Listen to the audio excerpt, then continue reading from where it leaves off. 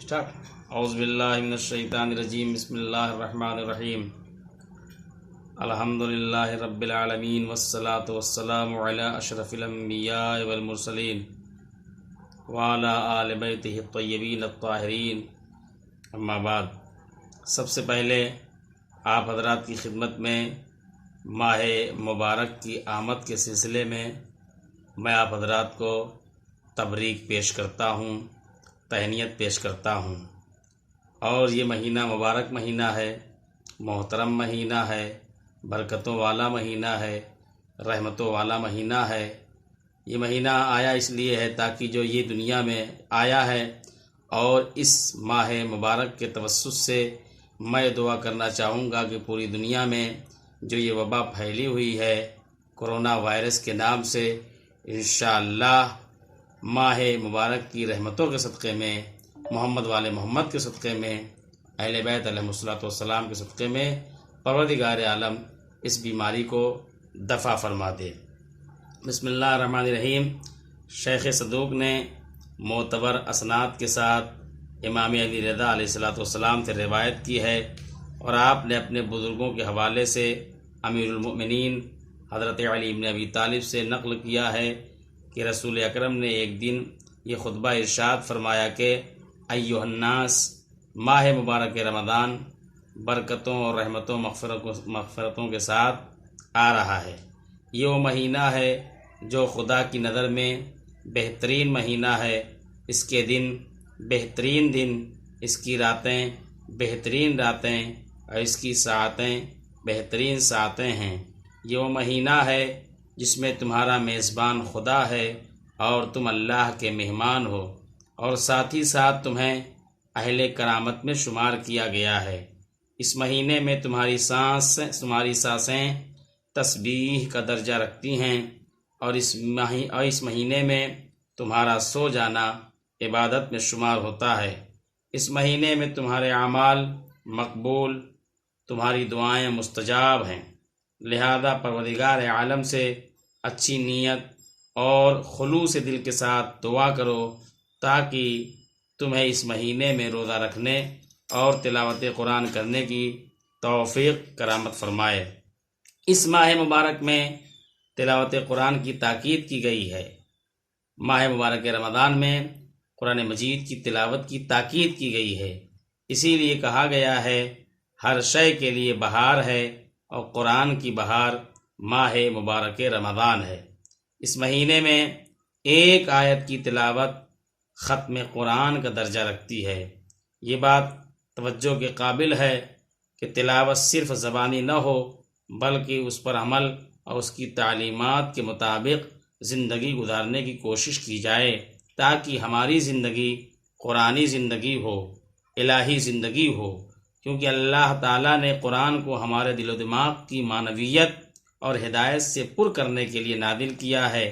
بار بار قرآن نے ہمیں اس بات کی طرف متوجہ کیا ہے، افلا تعقلون، افلا تتفکرون، افلا یتدبرون القرآن، کیا تم قرآن میں عقل سے کام نہیں لیتے؟ کیا تم قرآن میں تفکر نہیں کرتے؟ کیا تم قرآن میں تدبر نہیں کرتے؟ ہمیں چاہیے کہ ہم ان آیات میں غور و فکر کریں اور اپنی زندگی الہی تعلیمات کے سائے میں گزاریں۔ اسی سلسلے سے ماہ مبارک کے پربہار مہینے سے فائدہ اٹھانے کے لیے ہم آپ حضرات کی خدمت میں قرآن مجید کی چنندہ آیتوں کی ظاہری و باطنی تفسیر اور روایت اہل سنت کو پیش کریں گے، تاکہ ہم اس سے زیادہ استفادہ کر سکیں۔ بسم اللہ الرحمن الرحیم۔ سب سے پہلے ہمارا مورد نظر جو ہم کو پیش کرنا ہے وہ یہ ہے اہدنا الصراط المستقیم، اور یہ باتیں میں رموز التنزیل مولانا سید علی صاحب تبصرہ اللہ مقاموں کی لکھی ہوئی تفسیر ہے، اسی سے فائدہ اٹھا رہا ہوں، اسی سے استفادہ کر رہا ہوں، اور آپ حضرات کی خدمت میں باتیں پیش کر رہا ہوں۔ اہدنا الصراط المستقیم، ہم کو سیدھی راہ پر ثابت قدم رکھ۔ ظاہری تفسیر، ہدایت سے مقصود یہاں راہ دکھانا اور سیدھی راہ پر چلنے کی توفیق عطا کرنا ہے، اور چلنا بندے کا فعل ہے۔ اہدنا بندے کی بارگاہ باری تعالیٰ میں دعا ہے، اور اس سے مقصود راہ راست پر رہنے والے شخص کے لیے یہ ہے کہ پالنے والے ہم کو سیدھی راہ پر ثابت قدم رکھ، ایسا نہ ہو کہ قدم پھسل جائیں اور میں ہلاک ہو جاؤں۔ اور جو راہ راست پر نہیں ہے اس کے لیے معنی یہ ہے کہ مجھ کو اپنا سیدھا راستہ دکھا اور اس کے اختیار کرنے کی توفیق عطا فرما۔ تیسرا معنی یہ ہے کہ پالنے والے، جس طرح تو نے گزشتہ زمانے میں مجھ کو راہ حق دکھائی، آئندہ بھی راہ حق کی منزلیں دکھاتا رہ۔ صراط مستقیم سے مقصود خداوند عالم کا پسندیدہ راستہ ہے جس میں کچھ بھی کجی نہ ہو۔ اسی لیے حضرت امام جعفر صادق علیہ السلام نے ارشاد فرمایا، اس آیت کے معنی یہ ہے کہ اے اللہ مجھ کو ایسی راہ اختیار کرنے اور اس پر چلتے رہنے کی توفیق عطا فرما جو تیری محبت اور تیرے دین تک پہنچا دے، اور میری خواہشات نفس اور خود رائیوں سے مجھ کو بچائے رکھے تاکہ وہ ہلاکت کا سبب نہ ہوں۔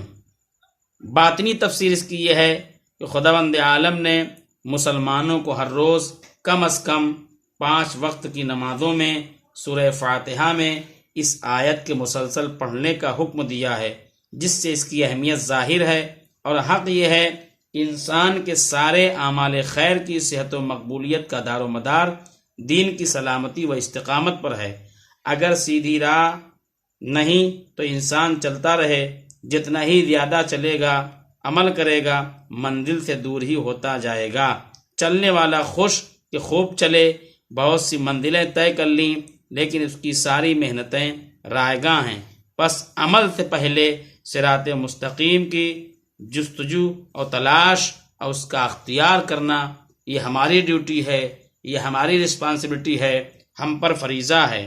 ظاہری تفسیر میں گزرا کہ صراط مستقیم سے مقصود اللہ کا پسندیدہ راستہ ہے جو افراط و تفریط سے محفوظ ہو، لیکن پھر بھی صراط مستقیم کی تشخیص و تعیین نہ ہو سکی، کیونکہ ہر مذہب والا اپنے دین کو خدا کا پسندیدہ دین سمجھتا ہے، لہذا خدا کا پسندیدہ دین وہی ہے جس کی طرف خود حضرت رسول اللہ صلی اللہ علیہ وآلہ وسلم نے رہنمائی فرمائی ہو۔ حضرت رسول اللہ صلی اللہ علیہ وآلہ وسلم کی متواتر حدیث ہے جو فریقین سے منقول ہے کہ حضرت صلی اللہ علیہ وآلہ وسلم نے ارشاد فرمایا، انی تارکن فیکم الثقلین کتاب اللہ و عطرتی اہل بیتی ما ان تمسکتم بہما لن تضلوا بعدی وانہما لن یفترقا حتی یرد علی الحوض، یعنی میں تم لوگوں کے درمیان 2 گراں قدر چیزیں چھوڑے جا رہا ہوں، ایک کتاب خدا، دوسری اپنی عطرت، اپنے اہل بیت۔ اگر تم لوگ ان دونوں کو پکڑے رہو گے تو میرے بعد ہرگز کبھی گمراہ نہ ہوگے، اور یہ دونوں ایک دوسرے سے کبھی جدا نہ ہوں گے، یہاں تک کہ میرے پاس حوض کوثر پر پہنچیں گے۔ اس حدیث سے معلوم ہوا کہ پیروی کتاب و اہل بیت علیہم السلام ہی صراط مستقیم ہے، جس کے لیے دعا کرنے کا خدا نے سورہ حمد میں حکم دیا ہے۔ صراط مستقیم حضرت علی علیہ السلام اور ان کی اولاد طاہرین کا راستہ ہے۔ ابراہیم بن ہاشم نے بسند صحیح حضرت امام جعفر صادق علیہ السلام سے روایت کی ہے کہ حضرت علیہ السلام نے ارشاد فرمایا کہ صراط مستقیم سے مقصود راستہ ہے، اور وہ حضرت علیہ السلام اور ان کی امامت کا اعتقاد ہے۔ مفضل بن عمر نے حضرت امام جعفر صادق علیہ السلام سے روایت کی ہے کہ حضرت نے فرمایا، صراط 2 ہیں، صراط دنیا اور صراط آخرت۔ صراط دنیا امام واجب الاطاعہ ہیں جو ان کی امامت کا معتقد ہوگا، جو ان پر اعتقاد رکھتا ہوگا، جو ان پر عقیدہ رکھتا ہوگا، ان کی ہدایت پر چلے گا۔ صراط آخرت یعنی پل صراط سے گزر جائے گا، اور جس نے ان کی امامت کا اقرار نہ کیا اس کا قدم پھسل جائے گا اور جہنم میں گرے گا۔ روایات اہل سنت، ثعلبی نے اپنی تفسیر میں ابو ہریرہ سے، وکیع بن جراح نے ابن عباس سے، عروہ نے ابو ہریرہ اسلمی سے اور ابن حیان نے ابو ہریرہ سے روایت کی ہے کہ ان لوگوں نے کہا کہ صراط مستقیم سے محمد والے محمد علیہم الصلاۃ والسلام کا راستہ مقصود ہے۔ جناب ابن عباس سے منقول ہے کہ حضرت رسول اللہ صلی اللہ علیہ وآلہ وسلم نے ارشاد فرمایا، یا علی انت الطریق الواضح والصراط المستقیم، اے علی تم روشن راستہ اور صراط مستقیم ہو۔ اسبق بن نباتہ صحابی امیر المومنین حضرت علی بن ابی طالب علیہ الصلوۃ والسلام نے امام علی علیہ الصلوۃ والسلام سے روایت کی ہے کہ حضرت نے فرمایا، صراط مستقیم ہم اہل بیت کی امامت کا اقرار ہے۔ والسلام علیکم ورحمۃ اللہ وبرکاتہ۔